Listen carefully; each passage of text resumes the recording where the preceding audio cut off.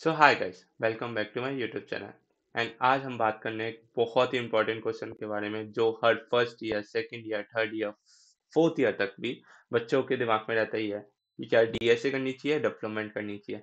Literally ये मैंने channel बनाया था, मैंने इतने लोगों से सुन लिया कि यार डीएसए डेवलपमेंट क्या करे, कैसे करे, कंपनी पॉइंट ऑफ व्यू से क्या इंपॉर्टेंट होता है, इन सब के बारे में सबको डाउट है कि यार क्या क्या सीन क्या है डीएसएल से डेवलपमेंट वाले का। तो जितनी नॉलेज आज तक मैंने गेन किया है, जितने मैंने सीनियर से पूछा है, जो लोग इंडस्ट्री में काम कर रहे हैं, जितना मैंने खुद ने स्टार्टअप्स में देखा है कि कैसे काम होता है, तो उन सबको मैंने एक साथ जोड़ा कि कैसे डीएसए डेवलपमेंट चलते हैं एंड एक्चुअल में रियलिटी क्या है कि डीएसए करनी चाहिए, डेवलपमेंट करनी चाहिए। सो अपन ज़्यादा इधर उधर की बातें नहीं करते हैं, वीडियो को स्टार्ट करते हैं। तो जो क्वेश्चन आता है कि क्या डीएसए करनी चाहिए या डेवलपमेंट करनी चाहिए, इसका सिंपल आंसर है दोनों ही करनी चाहिए। द रीजन इज कि हाँ, कुछ लोग सिर्फ डीएसए डीएसए करते हैं एंड उनका मस्ट प्लेसमेंट क्लिक हो जाता है, एंड कुछ लोग डेवलपमेंट डेवलपमेंट करते हैं, उनका मस्ट प्लेसमेंट क्लिक हो जाता है। ठीक है, नाउ द थिंग इज कि उनने उस चीज को बहुत ही अच्छे लेवल पे क्रैक कर दिया। ठीक है, राइट। तो और उसके बाद ना वो काइंड ऑफ एक लक फैक्टर भी सबके यहाँ चलता है, एंड ऐसा नहीं कि भाई बस तुक्के में लग गई। लाइक उनकी स्किल्स उनको साथ दिया, and luck factor in the sense कि वो कंपनी को डेवलपमेंट का कोई रोल ही नहीं था जिसने डीएसए बहुत अच्छी क्रैक की। राइट। तो हाँ, ये क्वेश्चन बहुत ही ऐसा कंट्रोवर्शियल टाइप हो जाता है कि भाई आई होप सो मैं आपका आंसर बिल्कुल ऐसा जितना नॉलेज मैंने गेन किया उसको दे पाऊँ। तो मेरे हिसाब से आपको दोनों ही करना होगा। ठीक है, कि कोई एक चीज करके बैठोगे और आप जिस कंपनी में जाना चाहते हो उसने दूसरी पूछ ली तो दिक्कत आ सकती है। अब हम बात करते हैं कि दोनों करनी क्यों चाहिए। ठीक है, सबसे पहले कॉमन डाउट तो अपना हो गया कि डीएसएल डेवलपमेंट, आंसर है दोनों ही करनी चाहिए। ठीक है, अब हम बात कर लेते हैं कि क्यों करनी चाहिए। ठीक है, तो क्या होता है कि जो डीएसए होता है ना, वो जैसे अपन डीएसए पढ़ते हैं तो उसमें अलग अलग डेटा स्ट्रक्चर्स होते हैं।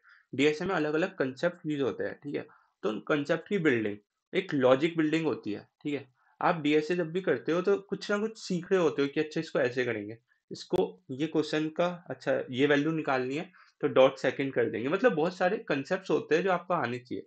स्लाइडिंग विंडो का कंसेप्ट हो गया, ऐसे बहुत सारे कंसेप्ट होते हैं।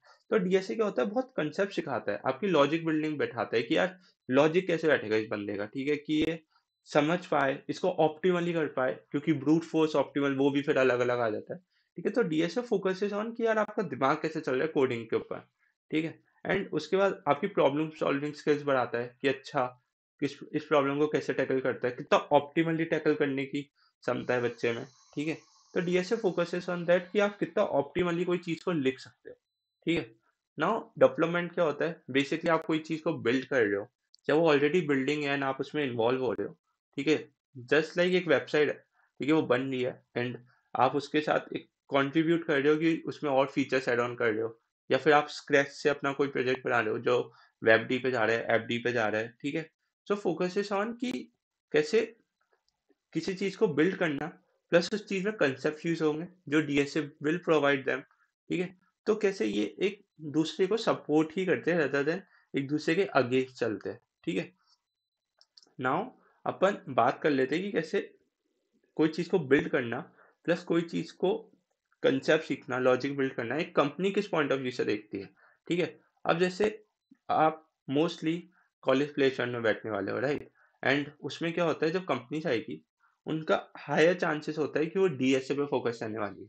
ठीक है, लाइक हाँ, कुछ कंपनीज अब वो आई किसी पर्टिकुलर रोल के लिए तो कुछ कर नहीं सकते, बट जो मेजोरिटी ऑफ द कंपनी आने वाली है ना, वो डीएसए पे फोकस करके आती है।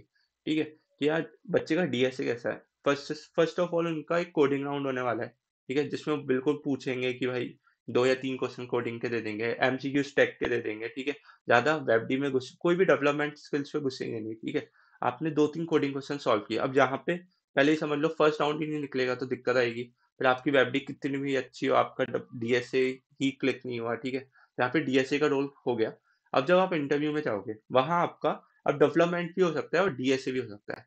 सी उनको पता है कि एक पैटर्न सेट है कि हाँ, बच्चे को कोर सब्जेक्ट और एप्टीट्यूड और डीएसए तो आता ही है। ठीक है, उनको तो ये कॉमन क्वेश्चंस तो आएंगे, डीएसए का कोई एक दो क्वेश्चन पूछ लेंगे। ठीक है, नाउ अब उनको थोड़ा सा और देख लें कि बच्चे में और कितनी स्किल्स है, तो प्रोजेक्ट सेक्शन होता है जो बहुत ही इंपॉर्टेंट होता है इंटरव्यू में।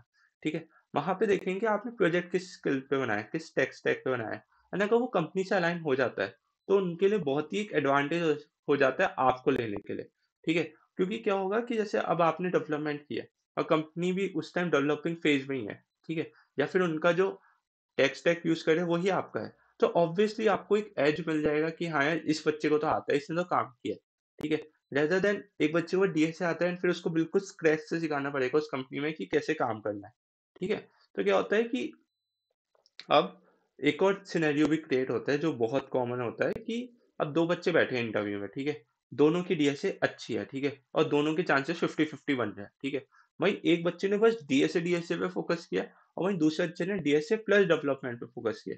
तो ऑब्वियसली वो डीएसए प्लस डेवलपमेंट को एक एज मिल जाएगा कि हाँ यार, इस बच्चे को तो 2 स्किल्स आती है, ये कंपनी में ज़्यादा वैल्यू ऐड कर पाएगा, ठीक है? तो कंपनीज़ का पीओवी ऐसा भी शिफ्ट हो सकता है, ठीक है? तो बहुत सारे सिनेरियोस क्रिएट हो जाते हैं एंड अगर आपके पास थोड़ी-सी एक्स्ट्रा नॉलेज रहेगी तो आपको हमेशा एक एज तो रहेगा ही, राइट? रेदर देन एक बंदा जिसने सिर्फ एक ही चीज़ पे सीखा है।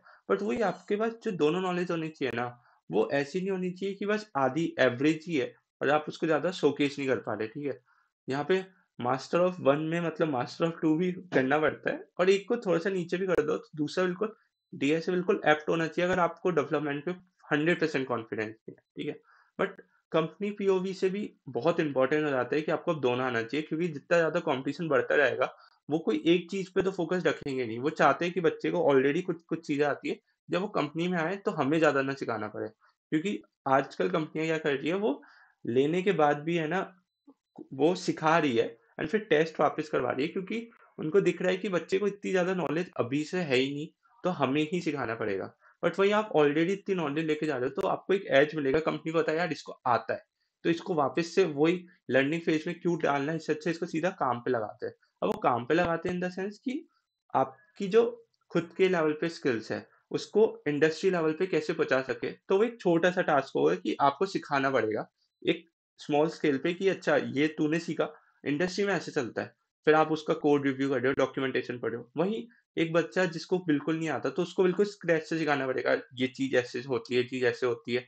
तो उसको जो एक कॉमन बंदा है जिसको आता है, उसके लेवल पे पहुँचाना है, फिर उसके बाद उसके ऊपर लेके जाना है। तो वो एक कंपनी भी तो ऐसा सोचेगी ना यार, जब इसको ऑलरेडी आता है, ज़्यादा मेहनत नहीं लगेगी, तो उसको ही प्रेफ़र करेगी। ये तो अब कॉमन चीज़ है, तो आप भी समझ गए होंगे, ठीक है? तो अपन ने बात कर ली कि कंपनी पीओवी से क्या होता है, ठीक है? अपन ने बात कर ली कि ये इम्पोर्टेंट क्यों है दोनों, ठीक है? अब अपन बात करते हैं स्टार्टअप्स के बारे में, ठीक है? कि स्टार्टअप्स किस पीओवी से देखते हैं, ठीक है? तो जितना मैंने देखा है, जितना मेरी अब तक स्टार्टअप्स में बातें हुई है, ठीक है? जैसे मैंने उनका काम देखा है, दे वो जिस टेक स्टैक पे यूज़ कर रहे हैं ना, दे प्रेफर कि वो बंदा उसी टेक स्टैक का आ जाए, ठीक है? तो जैसे आपने अब डेवलपमेंट किया, आपने वेब डी किया, ठीक है? So focus on the companies जो वेबसाइट क्रिएट कर रही है, जो डेवलपिंग स्टेज पे है या फिर दे नीड डेवलपर्स। अब वो लोग मोरली फोकस नहीं होंगे कि भाई आपका डीएसए कैसा है, उनका ज़्यादा होगा कि जैसे अगर वो लोग रिएक्ट पे काम कर रहे हैं, तो उनके most of the question react पे ही जाने वाले हैं, ठीक है? एंड दे विल सपोज कि आपको थोड़ा-सा लॉजिक बिल्डिंग होगा डीएसए का। प्लस आपने अगर रिएक्ट पे भी अच्छा काम किया है, तो आपका एक दिमाग तो खुला भी होगा कि कोड को चलाना कैसे है और उसको सबसे ऑप्टिमली या उसको कैसे कंपनी के लिए बेनिफिशियल बना सकते हैं, राइट? तो अब जैसे स्टार्टअप में बात कर लो, तो अब वहाँ पे ऐसा नहीं होगा कि यार आपको इतना आता नहीं है एंड वो लोग आपको बैठ के सिखाएँगे। जितना मैंने अब तक देखा है स्टार्टअप में बेसिकली लर्निंग योरसेल्फ होता है कि भाई ये हम काम कर रहे हैं, हमें ये काम चाहिए, आपको अपने एंड पे सीखना है और अपने एंड पे ही उसको कैसे सॉल्व करना है और उसको कैसे उसमें कैसे कंट्रीब्यूट करना है, रेदर देन कि वो 3 महीने का लर्निंग फेज चला रहे हैं। ऐसा नहीं होता क्योंकि स्टार्टअप में बिल्कुल ऐसे फ्लो में काम चल रहा होता है, ठीक है? आपको बस उसमें इंक्लूड होना है और कंट्रीब्यूट करना है। ऐसा नहीं कि पहले दिन से बिल्कुल कोड लिखने भेज देंगे। वहाँ पे भी आपको एक एक फेज दिखाया जाएगा कि पहले आप समझो, उसके बाद पूरा समझो कि हम लोग कैसे काम कर रहे हैं, आप कंट्रीब्यूट करो। बट ऐसा नहीं होगा कि आपको बिठा के पढ़ाया जाएगा स्टार्टअप्स में, ठीक है? तो वहाँ पे इम्पोर्टेंट होगा कि आप ऑलरेडी अपनी डेवलपिंग स्किल्स को बिल्कुल ऐसा अच्छी तरह एनहांस कर रहे हो, तो आपके पास ज़्यादा ऐसा मेहनत नहीं होगी वहाँ जाके भी मेहनत करने की। आपने ऑलरेडी आपको आता है, उनका देखा, जो-जो कुछ नई-नई चीज़ें दिखी, क्योंकि जो अपन कोड करते हैं और जो इंडस्ट्री में कोड होता है, उसमें फ़र्क होता है। मैंने देखा है और फ़र्क होता है, ठीक है?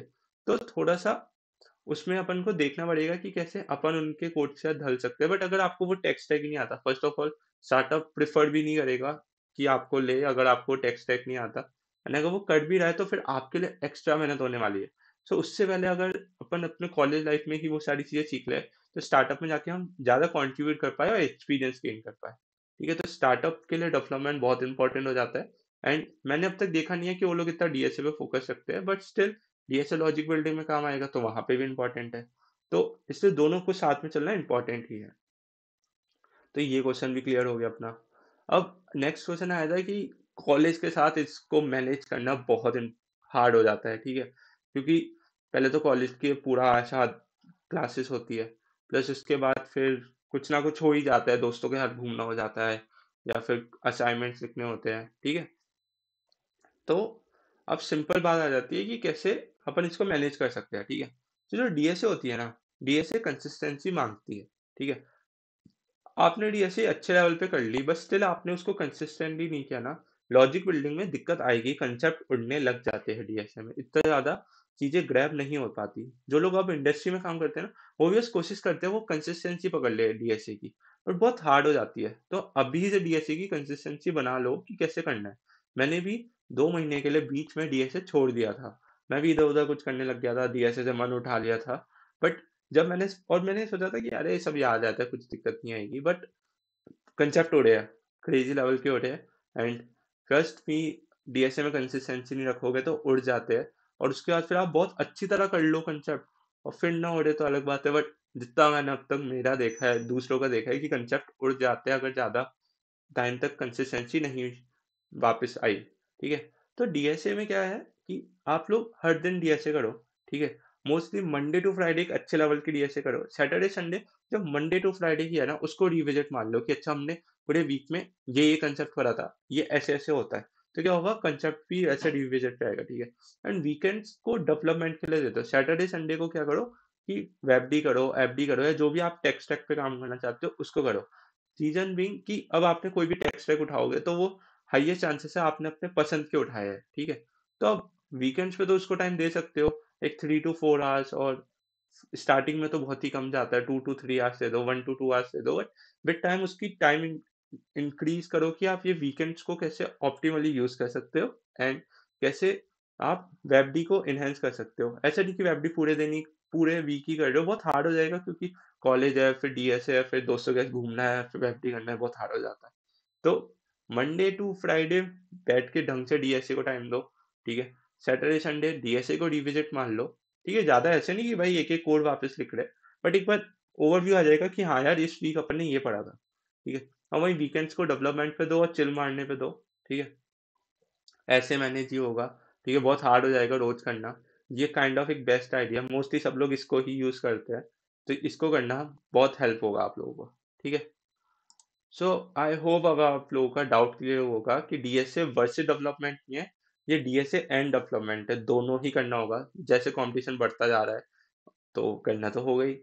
सो अब आई होप सो मैंने सारे डाउट्स को क्लियर कर दिया आपके कि कैसे डीएसए इंपॉर्टेंट है, कैसे डेवलपमेंट इंपॉर्टेंट है, कैसे दोनों ही इंपॉर्टेंट है, ठीक है। एक के साथ दूसरे जाना थोड़ा सा इंपॉर्टेंट हो चुका है, क्योंकि अब इंटरव्यू जैसे जैसे आगे जाता रहेगा, एक कंपटीशन इंक्रीज होना स्टार्ट हो चुका है, तो आपको वो स्किल्स में इन्हेंसमेंट करना ही होगा। एंड कुछ लोग कर रहे हैं, जो अगले बार इंटरव्यूज देंगे नेक्स्ट ईयर में, वो लोग ऑलरेडी ये चीजें कर रहे हैं। तो अगर आप लोगों ने अब तक स्टार्ट नहीं किया तो कर देना, क्योंकि अभी एक अच्छा इनफ टाइम होगा आप लोगों को अपनी स्किल्स को इनहेंस करने का, जिससे आप लोग जब एक्चुअल में इंटरव्यूज में बैठो तो वो वाली दिक्कत ना आए कि यार वो दूसरी टेक स्टैक आनी चाहिए थी, ठीक है। एंड ऐसा नहीं अब 10 चीजें लेके बैठ जाओ कि भाई ये पढ़ लेंगे, वो पढ़ लेंगे, ये पढ़ लेंगे। एक डीएसए उठाओ, कोई एक टेक स्टैक उठाओ, एक्सप्लोर करो, और देखो कि कौन सी चीज़ आपको पसंद है, कौन सी चीज़ में आपको इंटरेस्ट आएगा, क्योंकि वीकेंड्स पे कोई चीज़ उठाना थोड़ा सा हार्ड हो जाता है। तो अगर जो पसंद होगी वो उठ भी जाएगी, ठीक है। तो आई होप से आप लोगों का डाउट क्लियर हो गया हो, ठीक है। एंड वीडियो पसंद आई हो।